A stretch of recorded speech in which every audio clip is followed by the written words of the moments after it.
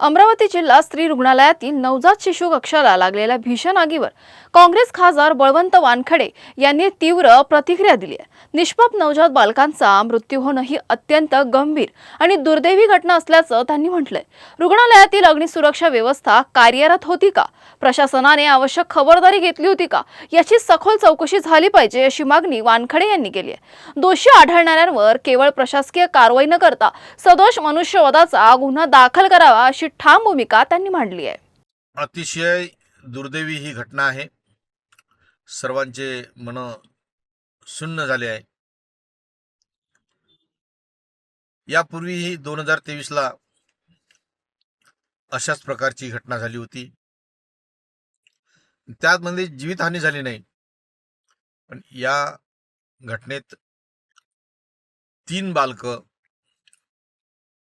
हे भोरपडून त्यांचा मृत्यू झालेला आहे। घटना मागची झाली त्यावेळेसच त्याचं ऑडिट, त्याची चौकशी, ह्या सगळ्या बाबींची घोषणा झाली होती, परंतु आजपर्यंत ज्या गोष्टीची पुनरावृत्ती झाली तोपर्यंत ना कुठली चौकशी ना या संदर्भात ऑडिट झालेलं नाही। सरकार वारंवार घोषणा करते, दोषींवर कारवाई करू, त्याचं ऑडिट करू, परंतु हे होत नाही। घटना झाल्यानंतर काही दिवस गेल्यानंतर पुन्हा एरे माझ्या मांगल्या या प्रमाणे ही बाब चालते।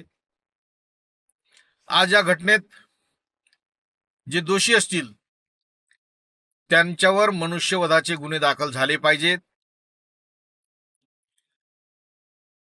त्यांना सजा झाली पाहिजे।